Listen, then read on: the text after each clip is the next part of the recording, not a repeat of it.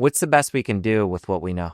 So it's a work in progress, Jesse. So I don't have a final answer for you, but to make it more manageable for your listeners, I like to, as I mentioned earlier, I like to compare your body to a backyard garden because we're trying to cultivate microbes and acting like your body is a garden. So if you want to have a garden in springtime, how do you do that? Well, you lay out your plot, right?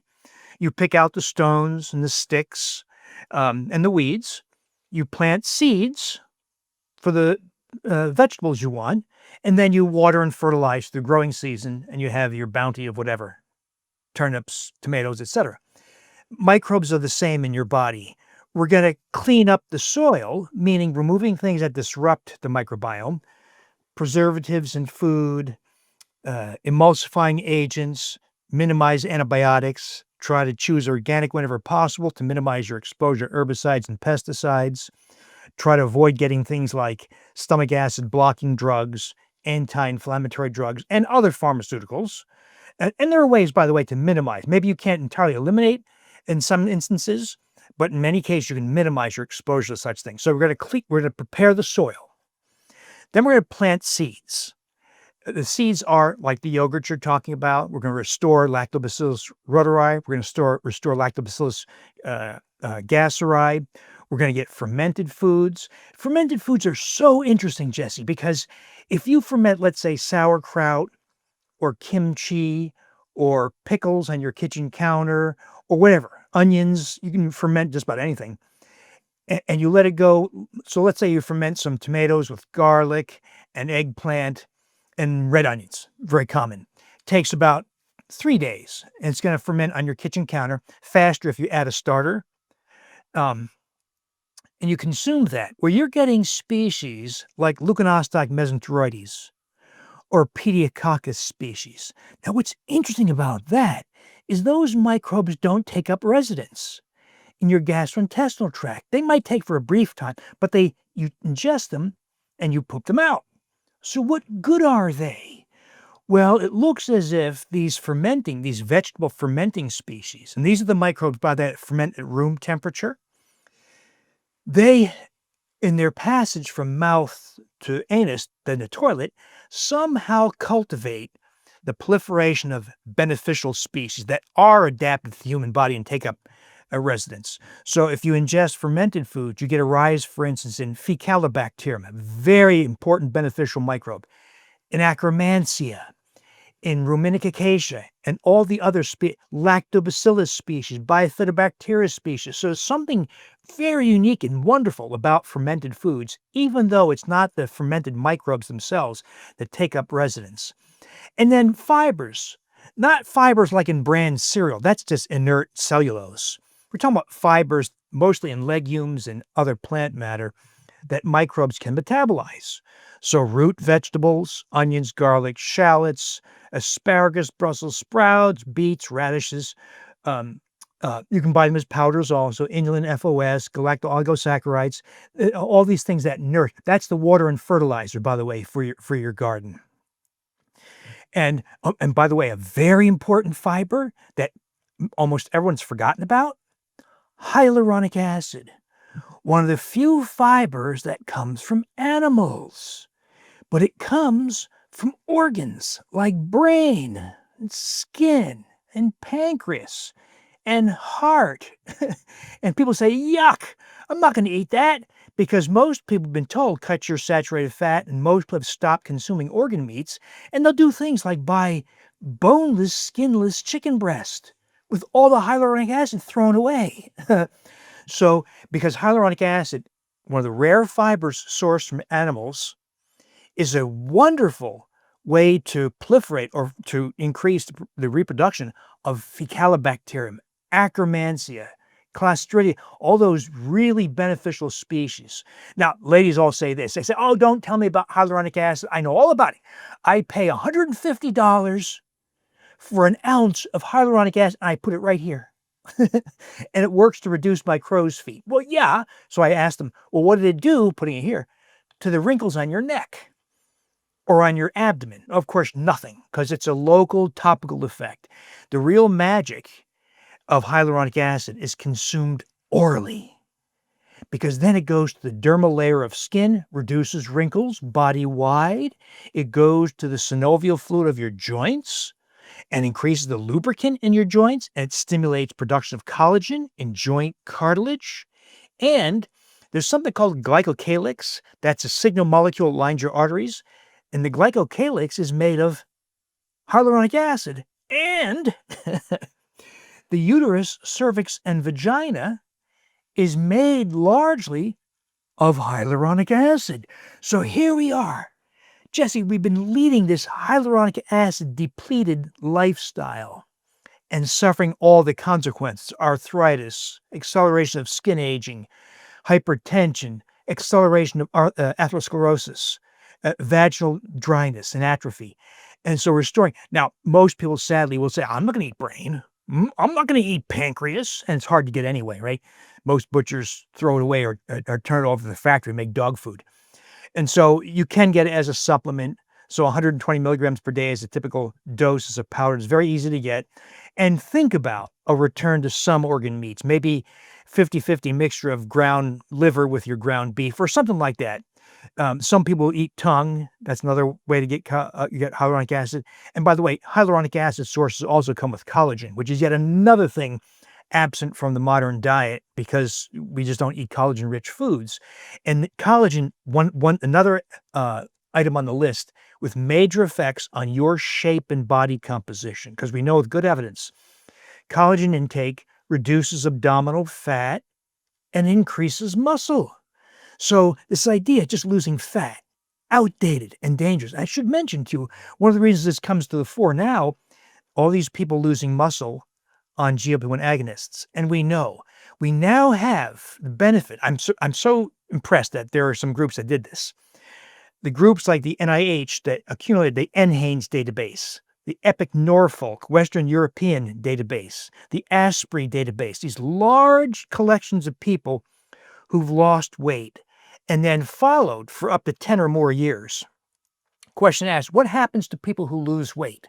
The vast majority losing weight by cutting calories. Because if you ask any doctor, hey, what do you tell your obese patient? Well, I tell them, reduce your calories, move more, eat less, reduce your portion size. And if that doesn't work, we use a GLP-1 agonist. If that doesn't work, we put you on a gastric bypass, right? All they know is reduce calories. And we know from these large databases, in aggregate, over 60,000 people, that people who lose weight, particularly if you lose more than 10% of your body weight, so a 180-pound woman losing 18 pounds, 240-pound guy losing 24 pounds, you're going to die several years younger. And your last few years are much more likely to be characterized by falls, fractures, frailty, loss of independence, sarcopenia, myostenosis, and premature death. So we've created this world, Jesse, the conventional healthcare world, where we're giving people tools to die younger and be disabled earlier than they should have. So we've got to be smarter and talk about muscle, preservation of BMR, and all those kinds of things. So we have hyaluronic acid, comes from organs, fiber from animals. You mentioned collagen as well. Would that be another fiber from animals? It's a protein from animals. Yeah, there's no plant collagen. So hyaluronic acid and collagen are two things, a fiber and a protein, only sourced from animals. You can't get it from any plant source. You can manufacture it in a fermentation vat, but for the most part, they're sourced from animals. So collagen comes from tendons, ligaments, tough cuts of meat, organ meats, etc. Most people, because we've been so turned off and become squeamish about consumption of organs, at least most of us, turn to supplements. And you get, like, for instance, 20 grams of bovine-sourced collagen will do all these wonderful things: reduce abdominal fat, increase muscle, increase the collagen in your joint cartilage, increase synovial fluid lubrication, and probably other benefits as well. But yeah, collagen. So all we're doing, Jesse, all we're talking about, you and I, are restoring things that people have lost. Reuteri, we've lost it. Gasseri, we've lost it. Crispatus, many ladies have lost it. Collagen, hyaluronic acid, absent from the modern diet.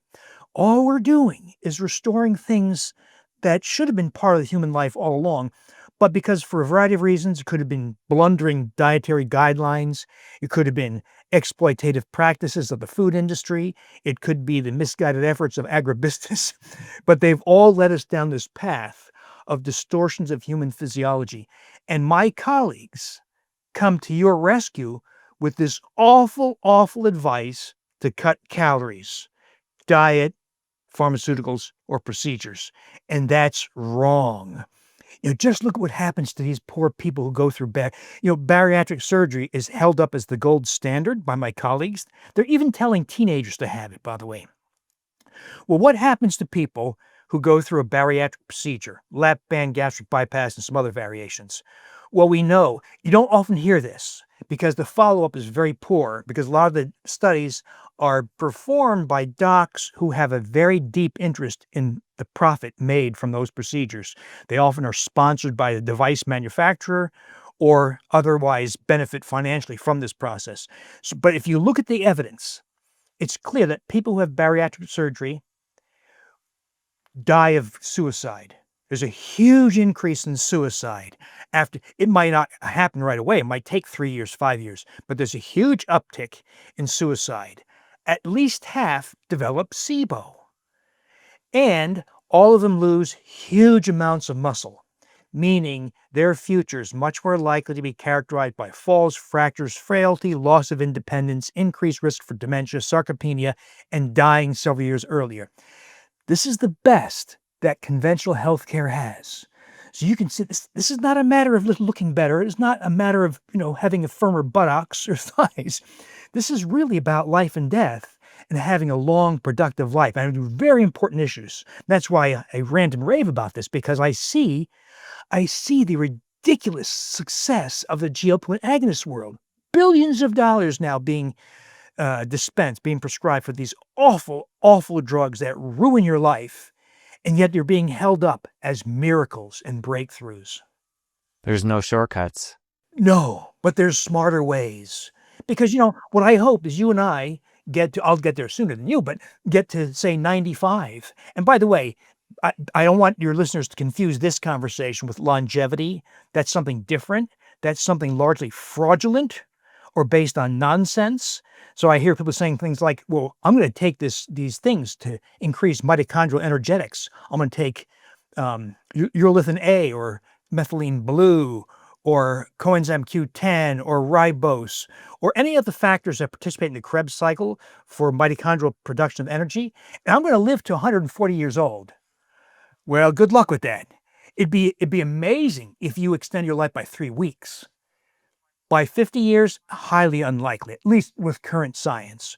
So there's a lot of nonsense out there. So I don't want people to confuse what I'm talking about, which is trying to extend your vigor and youthfulness by addressing factors like muscle, basal metabolic rate, intake of nutrients and factors that support your muscle, reduce fat, etc. But this is, and it may result in longevity if you don't have, say, type 2 diabetes or coronary disease or dementia, but it's not longevity per se. We're not going to have you live to 130 or 140 years old. That's a separate conversation.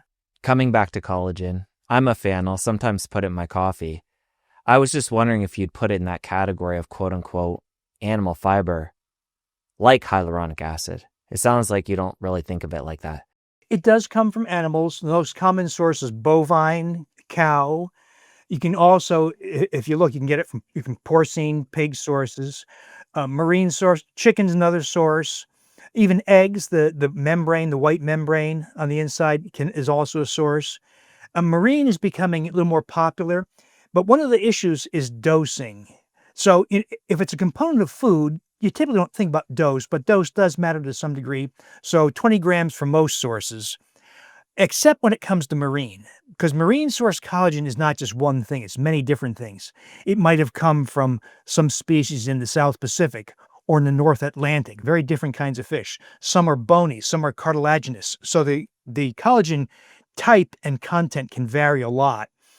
But the critical factor appears to be the relative content of what are called di and tripeptides. That is, so for years, everyone said, Why is collagen any different? If I take whey protein or eat a piece of pork or beef, I don't get better skin and better joints. It's just a protein because your body breaks proteins down to single amino acids. It makes no difference how the protein comes.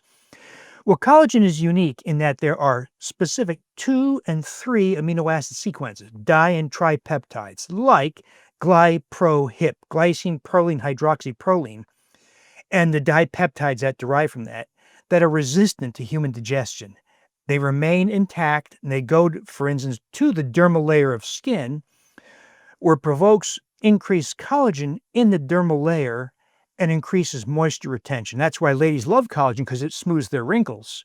It goes to your joints and stimulates production of joint collagen, joint cartilage. Joint cartilage is 70% collagen, so getting collagen is very important for preservation of joint cartilage. And the marine source seems to be concentrated in those di and tripeptides, but dosing is just not clear. There is evidence that doses of as little as 0.5 to 2.5 grams, so 20 grams bovine, we're talking about 0.5 to 2.5 grams, some forms. The problem is, commercially, if you go to, say, a store and you buy marine source collagen, you don't know where it came from. They often won't tell you. When I deal with collagen, I know where it came from. I got it, say, from Nido Wellnex from Japan, or I got it from Nutri in South Korea, where they tell us where they sourced it from and the relative content of the active di and tripeptides. Unfortunately, that information is not available at the commercial, at the retail level. So what I've been telling people is if you have a marine source, we don't really know without knowing the source, so try 10 grams, probably will be sufficient. Or dispense with the uncertain, just use 20 grams of bovine. And that's the stuff that's most widely available. If you enjoyed that clip, you're going to want to head over here and catch the full episode. I'll see you over there. When you lose weight by cutting calories, your basal metabolic rate drops by about 25%. And for all practical purposes, it's permanent. Study after study has shown if you cut calories...